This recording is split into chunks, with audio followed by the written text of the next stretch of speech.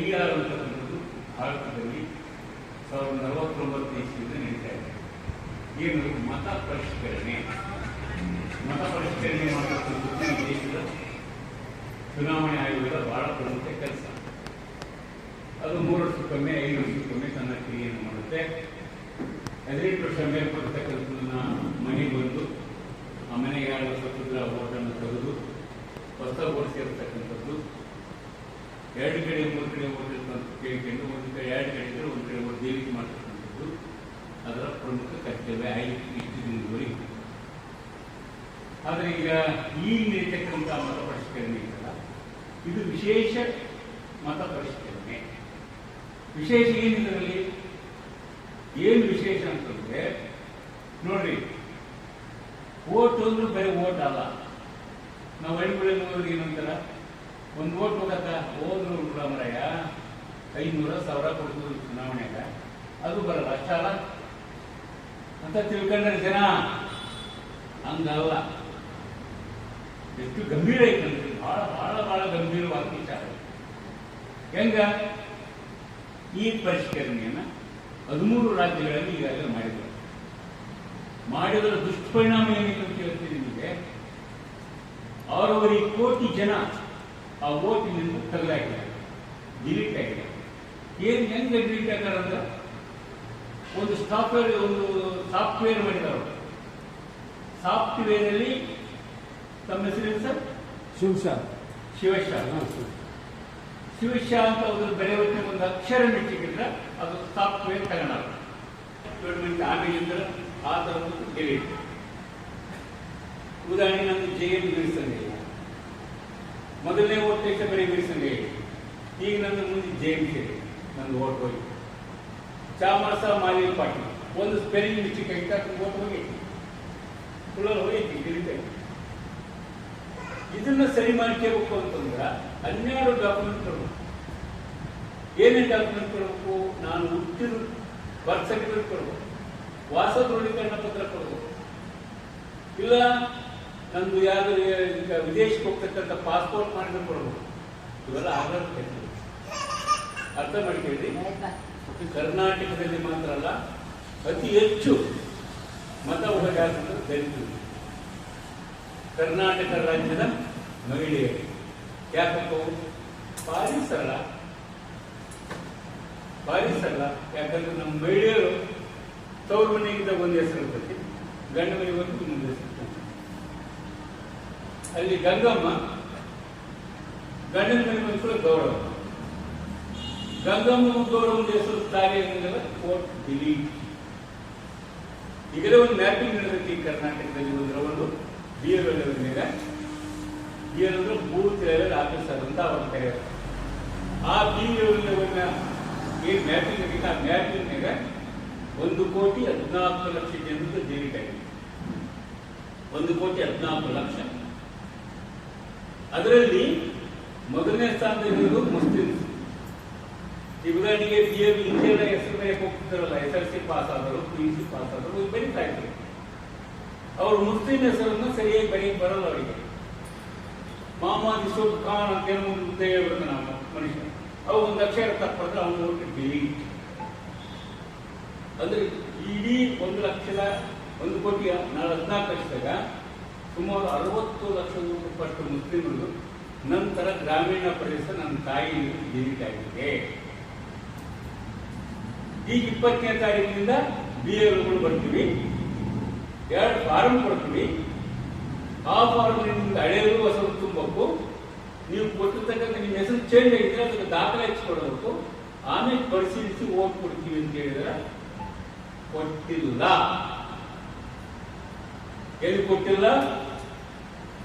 ಪಶ್ಚಿಮ ಬಂಗಾಳದಲ್ಲಿ 91 ಲಕ್ಷ ಓಟನ್ನು ಹೊರಗಿಟ್ಟರು. ನೀವು ದಾಖಲೆ ಕೊಟ್ಟರೆ ಓಟ್ ಸೇರಿಸ್ತೀನಿ ಅಂತ. 27 ಲಕ್ಷ ಜನ ಅವ್ರು ಹೇಳಿರ್ತಕ್ಕಂಥ 3-4 ದಾಖಲೆಗಳನ್ನು ಹಿಡಿದು ಆಫೀಸ್ಗೆ ಅಡ್ಡಾಡಿದ್ರು, ಒಂದು ಓಟನ್ನು ಸೇರಲಿಲ್ಲ. ಅವರು ಲಕ್ಷ ರೂಪಾಯಿ ಸುಪ್ರೀಂ ಕೋರ್ಟ್ಗೆ ಒಂದು ನಂದು ಓಟ್ ಸುಪ್ರೀಂ ಕೋರ್ಟ್ ಕೇಸ್ ಕೆಟ್ಟೋಗತ್ತಪ್ಪ, 2 ಲಕ್ಷ ಬೇಕು.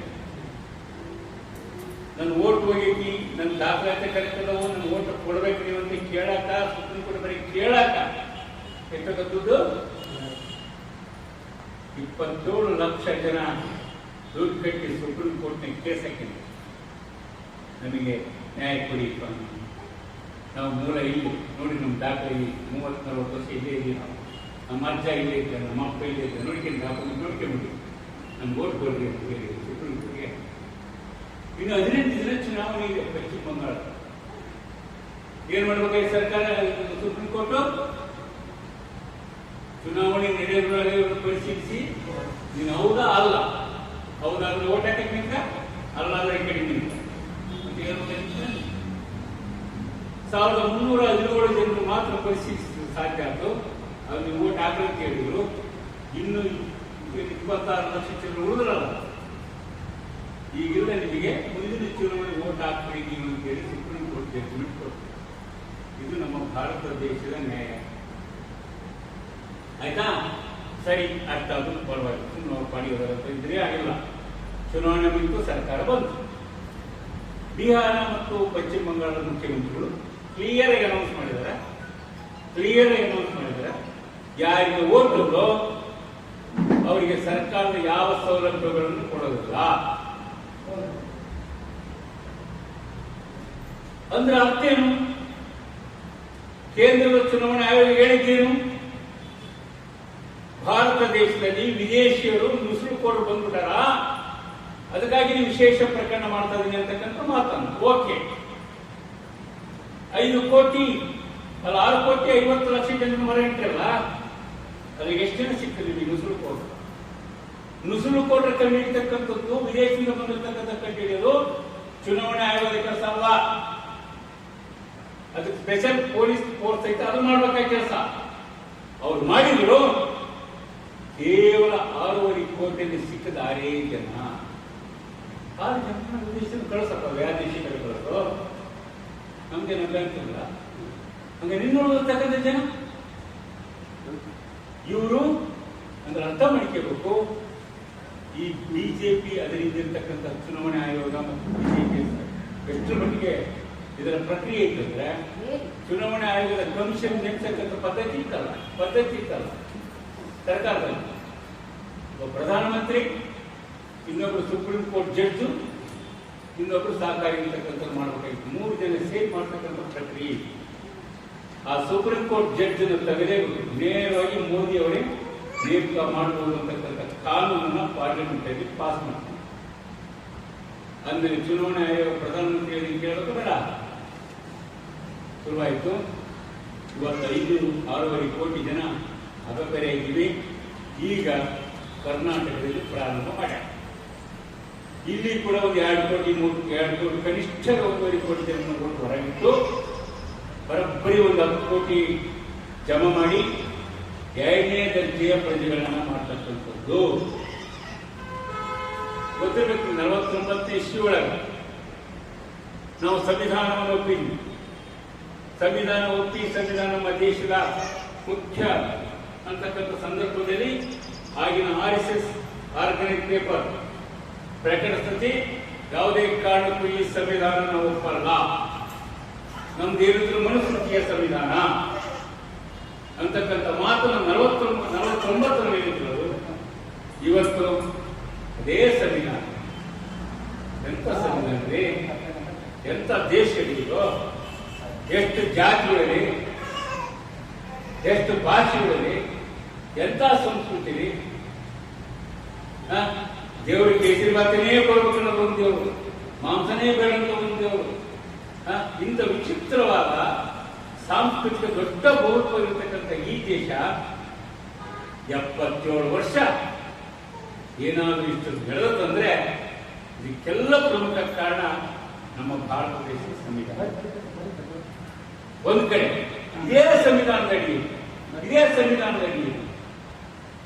ಸಾಮಾನ್ಯ ಕುರಿಕಾಯರ ಮುಖ್ಯಮಂತ್ರಿ ಆದ ಸಿದ್ದರಾಮಯ್ಯ. ದೇಶದಲ್ಲಿ ಚಾ ಮಾಡ್ತಿದ್ರಂತೆ ನರೇಂದ್ರ ಮೋದಿ, ಅವರು ದೇಶದ ಪ್ರಧಾನಮಂತ್ರಿ ಆದರು. ಅದಕ್ಕೆ ಕಾರಣ ಯಾರು? ಅದಕ್ಕೆ ಅವಕಾಶ ಕೊಟ್ಟದ್ದು ಯಾರು? ಕಾನ್ಸ್ಟಿಟ್ಯೂಷನ್. ಇದು ನಮ್ದಲ್ಲ ಅಂದ್ರೆ ಕಾನ್ಸ್ಟಿಟ್ಯೂಷನ್ ಕೊಟ್ಟ ನಾಗರಿಕತ್ವದ ಹಕ್ಕನ್ನು ಕರ್ತಕ್ಕಂಥದ್ದು ಬಹಳ ಗಂಭೀರ ಐತಿ. ಇದು ಉದ್ಘಾಟನೆ ಮಾತಲ್ಲ. ನಾವು ಇಷ್ಟೇ ಜನ ಕೂತ್ಕೊಂಡು ಮಾತಾಡ್ತಾ ಇದ್ದೀವಿ, ಜಾಗೃತರಾಗ್ತಕ್ಕಂಥ ಅಗತ್ಯ ಐತಿ. ಅದಕ್ಕಾಗಿ ನಾವು ಎಲ್ಲ ಸಂಘಟನೆಗಳು, ದಲಿತ ಸಂಘಟನೆ, ರೈತ ಸಂಘಟನೆ, ಯುವಕ ಸಂಘಟನೆ, ಮಹಿಳಾ ಸಂಘಟನೆ ಎಲ್ಲರೂ ಸೇರಿ ಹೆಜ್ಜೇಳು ಕರ್ನಾಟಕ ವೇದಿಕೆ ಮಾಡಿ ಜಾತ್ಯತೀತ ರಾಜಕೀಯ ಪಕ್ಷಗಳು ಸೇರಿ, ಜಾತ್ಯತೀತ ಸಂಘಟನೆಗಳು ಸೇರಿ ಎಲ್ಲರೂ ಸೇರಿಕೊಂಡು 5 ಕಡೆಯಿಂದ, ಕರ್ನಾಟಕದ 5 ಕಡೆಯಿಂದ ಜಾಗೃತಿ ಜಾಥಾವನ್ನು ಮಾಡಿ ಏನ್ ಮಾಡ್ಬೋದು? ರಾಜ್ಯ ಸರ್ಕಾರ ನಮ್ಮ ಓಟನ್ನು ಉಳಿಸಲಿಕ್ಕೆ ಪ್ರಾಮಾಣಿಕ ಪ್ರಯತ್ನ ಮಾಡಿದ್ರೆ ಖಂಡಿತವಾಗಿ ಒಂದೇ ಒಂದು ಓಟು ಕರ್ನಾಟಕದ ಮೂಲ ನಿವಾಸಿಗಳು, ನಿಜವಾದ ಓಟುಗಾರರು, ನಿಜವಾದ ಯಾರ ವಾಸಿಗಳಿಗೂ ಅವರಿಗೆ ಒಂದು ಓಟನ್ನು ತೆಗಿಲಿಕ್ಕೆ ಇಲ್ಲ. ಆ ರೀತಿಯ ಕಾನೂನು ಸ್ಟೇಟ್ ಚುನಾವಣೆ ಕಮಿಷನ್ ಎಲ್ಲವೂ ಅದನ್ನು ಬಳಸಬೇಕು ಅಂತೇಳಿ ಒತ್ತಾಯ ಮಾಡಿ ನಾವು ಅನೇಕ ಸಾರಿ ಸಿದ್ದರಾಮಯ್ಯ ತಗೊಂಡು ಮೀಟಿಂಗ್ ಮಾಡಿದ್ದೀವಿ, ಎಲ್ಲ ಮಾಡಿದ್ದೀವಿ. ಅದು ಇನ್ನೂ ಕಾಂಗ್ರೆಸ್ನಲ್ಲಿ ಶುರು ಕಲಿತಿಲ್ಲ. ಅವ್ರಿಗೆ ಅರ್ಥ ಆಗ್ತಾ ಇಲ್ಲ. ಬೆಂಬಲ ಕೊಡ್ತೀವಿ ಅಂತ ಕೇಳ್ತಾ ಇದಾರೆ. ನಾಳೆ BLO ಮಾಡ್ತೀವಿ ಮೀಟಿಂಗ್ ಅಂತ ಏನೇನೋ ಮಾಡ್ತಾ ಇದಾರೆ. ಮಾಡಿ ನಾವು ಏನು ತೀರ್ಮಾನ ಮಾಡ್ವಿ, ಇಡೀ ಕರ್ನಾಟಕದ 5 ಕಡೆ ಜಾಥಾ ಹೋಗಿ 20ನೇ ತಾರೀಕು, ಇದೇ ತಿಂಗಳ 20ನೇ ತಾರೀಕು ಫ್ರೀಡಂ ಪಾರ್ಕಲ್ಲಿ ಸೇರಿ ಮುಖ್ಯಮಂತ್ರಿಯನ್ನು ಕರೆಸಿ ನಮ್ಮ ಕರ್ನಾಟಕದ ಮತದಾರ ರಕ್ಷಣೆ ನಿಮ್ಮೋಣಿ ಈ ರೀತಿ ಕಾನೂನನ್ನು ಮಾಡಿ ಸಂರಕ್ಷಿಸಬಹುದು. ಪಕ್ಕದ ಕೇರಳ, ತಮಿಳುನಾಡಿನಲ್ಲಿ ಬಹಳ ಶ್ರಮ ವಹಿಸಿ ಮತಗಳನ್ನು ಉಳಿಸಲು ಪ್ರಯತ್ನ ಮಾಡಿದ್ದಾರೆ. ಅದನ್ನು ಮೀರಿ, ಅದರಿಂದ ನಾವು ಪಾಠ ಕಲಿತೀವಿ. ಅದನ್ನು ಮೀರಿ ಕರ್ನಾಟಕದ ರಕ್ಷಣೆಯನ್ನು ಮಾಡಬಹುದು ಅಂತಕ್ಕಂಥದ್ದನ್ನ ಅವರಿಗೆ ಹೇಳಿ ಸುಮ್ಮನೆ ಕೊಟ್ಟು ಪರಿಸ್ಥಿತಿ ನೋಡ್ತೀವಿಲ್ಲ. ಆ ಕ್ಷಣಕ್ಕೆ ಮುಂಚಿತವಾಗಿ ಪತ್ರ ಕಳಿಸಿದ್ದೀವಿ. ಈ ಪತ್ರಗಳಿಗೆ ಉತ್ತರ ಕಂಡ್ಕೊಂಡ್ಬರ್ಬೇಕು. ನೀವು ಒತ್ತಾಯ ಪತ್ರ ಕೊಟ್ಟು ಓದಿ ನಿಲ್ಲೋದಲ್ಲ. 6 ಅಂಶಗಳನ್ನ ಈಗಾಗಲೇ ಮನದಟ್ಟು ಮಾಡಿದ್ವಿ, ಸರ್ಕಾರಕ್ಕೆ ಮನದಟ್ಟು ಮಾಡಿದ್ವಿ, ಈಗಿನ ಮುಖ್ಯಮಂತ್ರಿಗೆ ಮನದಟ್ಟು ಮಾಡಿದ್ವಿ.